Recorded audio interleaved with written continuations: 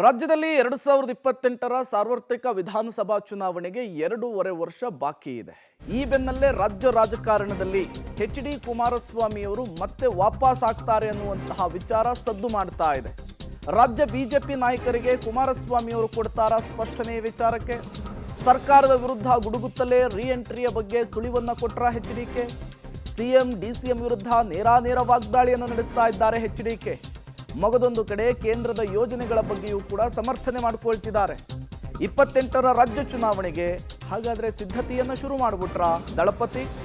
ಎಚ್.ಡಿ.ಕೆ ರಾಜ್ಯ ರಾಜಕಾರಣಕ್ಕೆ ಎಂಟ್ರಿ ಕೊಡೋದಕ್ಕೆ ಬಿಜೆಪಿಯ ಹೈಕಮಾಂಡ್ ಸಮ್ಮತಿಯನ್ನು ಸೂಚಿಸುತ್ತಾ? ಸಹಜವಾದಂತಹ ಪ್ರಶ್ನೆಗಳು, ಕುತೂಹಲಗಳು ಮುನ್ನೆಲೆಗೆ ಬರ್ತಾ ಇದೆ. ಕಳೆದ ಲೋಕಸಭಾ ಚುನಾವಣೆಯಲ್ಲಿ ಬಿಜೆಪಿ ಮತ್ತು ಜೆಡಿಎಸ್ ಮೈತ್ರಿಯನ್ನು ಮಾಡಿಕೊಳ್ತು. ಈ ಮೈತ್ರಿ 28ರ ಚುನಾವಣೆಗೂ ಮುಂದುವರಿಯುತ್ತಾ? ಸಸ್ಪೆನ್ಸ್ ಇದೆ, ಪ್ರಶ್ನಾರ್ಥಕ ಚಿಹ್ನೆ ಇದೆ. ಈ ಬೆನ್ನಲ್ಲೇ ಮತ್ತೆ ರಾಜ್ಯ ರಾಜಕಾರಣದತ್ತ ಎಚ್.ಡಿ. ಕುಮಾರಸ್ವಾಮಿ ಅವರ ಒಲವು ಆಗ್ತಾ ಇದೆ, ಮುಖ ಮಾಡ್ತಾ ಇದ್ದಾರೆ. ಹಾಗಾಗಿ ಬಿಜೆಪಿ ಎಚ್.ಡಿ. ಕುಮಾರಸ್ವಾಮಿ ಅವರ ವಿಚಾರದಲ್ಲಿ ಯಾವ ರೀತಿಯ ನಿರ್ಧಾರವನ್ನು ತೆಗೆದುಕೊಳ್ಳುತ್ತೆ ಅನ್ನುವಂತಹ ಕುತೂಹಲ ಇದೆ. ಬಿ.ಎಸ್. ಯಡಿಯೂರಪ್ಪನವರ ನಿರ್ಗಮನದ ನಂತರ ರಾಜ್ಯ ಬಿಜೆಪಿಯಲ್ಲಿ ನಾಯಕತ್ವದ ಕೊರತೆ ದೊಡ್ಡ ಮಟ್ಟದಲ್ಲಿ ಕಾಣ್ತಾ ಇದೆ.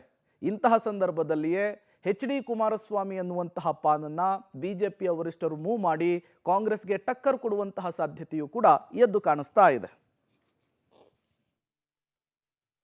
ಸಿದ್ದರಾಮಯ್ಯನವರು ಈಗ ದಾಖಲೆ ನಿರ್ಮಾಣ ಮಾಡಿದಾರಲ್ವಾ, ನನ್ನ ಅಭಿಪ್ರಾಯದಲ್ಲಿ. ಯಾಕೆಂದ್ರೆ ಕಾಂಗ್ರೆಸ್ ನಾಯಕರುಗಳು ಹೇಳೋದು, ಮಂತ್ರಿಗಳು ಮತ್ತು ಅವರು ಹೇಳೋದು, ಹೈಕಮಾಂಡ್ ಹೇಳೋವರೆಗೂ ಇರ್ತೀನಿ ಅಂತ.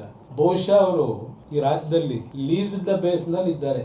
ಲೀಸ್ಡ್ ಬೇಸ್ಡ್ ಮುಖ್ಯಮಂತ್ರಿ ಅವರು, ನನ್ನ ಅಭಿಪ್ರಾಯದಲ್ಲಿ. ನೋ ಪಾಲಿಟಿಕ್ಸ್ ಇವತ್ತು.